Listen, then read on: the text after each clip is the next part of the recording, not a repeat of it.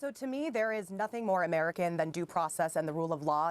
The fact that Donald Trump is defying a 9-0 Supreme Court order that has said very clearly that the United States government must facilitate the return of Kilmar Abrego Garcia is extremely, extremely important. And the fact that the president continues to defy that Supreme Court order.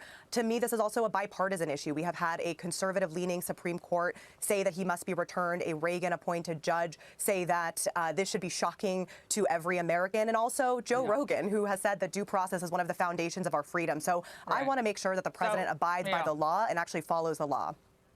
So just so I understand, I understand your position, but you went to El Salvador because of Joe Rogan, and you think that your trip to El Salvador would somehow deliver due process? And what you think is due process for Mr. Abrego Garcia? I believe that the president needs to follow the law in this case, and so far he has not done so. If I could speak, Congresswoman. Yeah. Unfortunately, when the president is not following the law, it's very important for members of Congress. Yeah. Sure. Okay.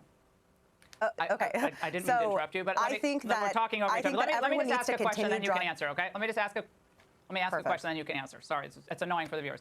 So again, you traveled to all the way to El Salvador.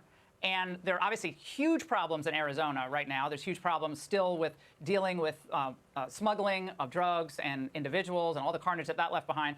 But you went to El Salvador to basically make a political point. I mean, Van Halen had just been there and just checked on the individual in question, and he was okay.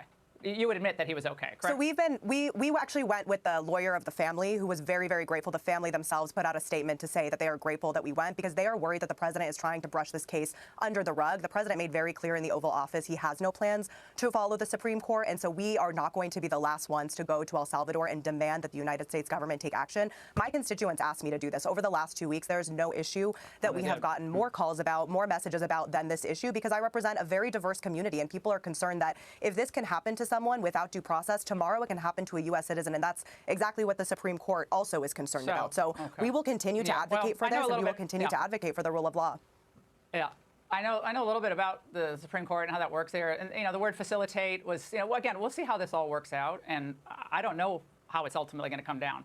Laura, it is about the rule of law. This is a bipartisan issue. It transcends partisan politics. That's why a conservative-leaning Supreme Court has said that Donald Trump must facilitate the return of this individual. This is very dangerous. We are turning into an authoritarian country, and there are Americans from all across the political spectrum who are deeply concerned about this.